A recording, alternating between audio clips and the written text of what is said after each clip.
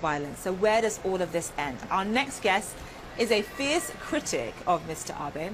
Atane Habte Dinka is an assistant professor at James Madison University, where he teaches African history. Atana, thank you so much for being with us. So, given Ethiopia's history of political violence, especially when it comes to a change in leadership, its history of war, where does the war in Tigray actually end? Where do you see it going?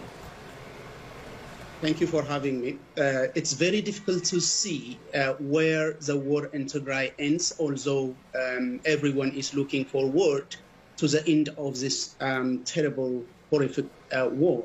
From the perspective of Tigray, the war will stop only when Eritrean forces, Ethiopian National Defense Forces, and Amara militia, all whom they call invaders, will leave the territory of Tigray.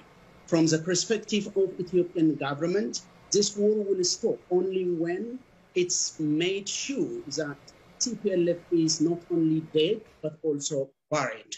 But the perspective of Addis Ababa, from the news coming out of Tigray, has now become to mean also attacking every nationalist Tigrayan who is self-assertive about their own country. So it's very difficult to see the end, but when you look towards the deeper Ethiopia's political conflict at the moment, it's very easier to end the war in Tigray and everywhere in Ethiopia when Abiy Ahmed is removed from power.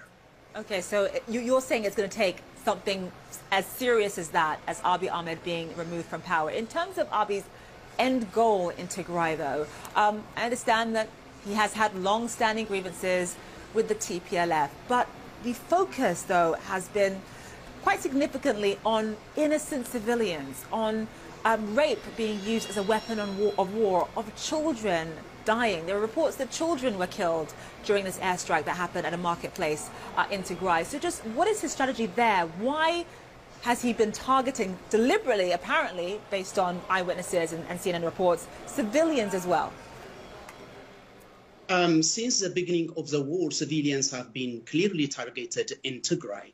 The reason is that it's very difficult, even in the words of Abiy Ahmed himself, it's very difficult to defeat TPLF as long as the Tigrayan population are living in peace and in harmony with other parts of Ethiopia. So the only method Abiy and his allies, including Eritrea, believed to have to have got TPLF defeated is to terrorize civilians in Tigray, to kill everybody they wanted to kill in order to humiliate and make them submit into the authoritarian singular state dictatorship from Addis Ababa, which is very unlikely to be achieved.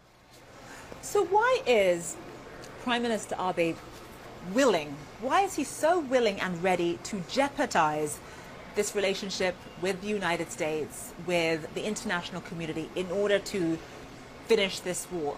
And obviously the US has imposed limited sanctions, they've sent strongly worded statements. That relationship is fragile. It is very fragile right now. Abiy Ahmed doesn't seem to care. Why not? When you look very closely at what is happening in Ethiopia today, it comes to a question if the ruling party or the prime minister himself has even a little understanding of the political problems in the country. The deep political contradictions in Ethiopia could have been addressed the way a number of political oppositions have proposed, the way a number of Ethiopian opposition and intellectuals have proposed. But the prime minister and his allies have taken a very dramatic move in trying to crush all of the oppositions violently. By the way, no one can deny what is happening in Tigray. That is a climax of violence, but almost every part of the country is in this kind of conflict right now. If you go to Oromia has got over 3,000 people dead, even after Abiy Ahmed came to power. If you take Benishangul Gumuz, thousands of people have been killed after Abiy Ahmed came to power.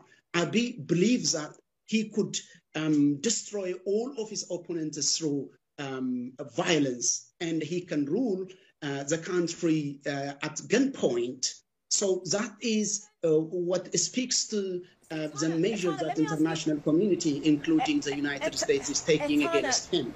Let me ask you this, though. Given the history of violence, given that transition of power in Ethiopia is synonymous with brutality, with violence, with the barrel of a gun, what sort of reforms are needed? Because the country is clearly very divided along political lines, also along ethnic lines as well. What sort of reforms are needed to make sure that this cycle, this perpetual cycle of violence we see in Ethiopia every few years, comes to an end? The type of reform needed for Ethiopia have been very clear since 2018.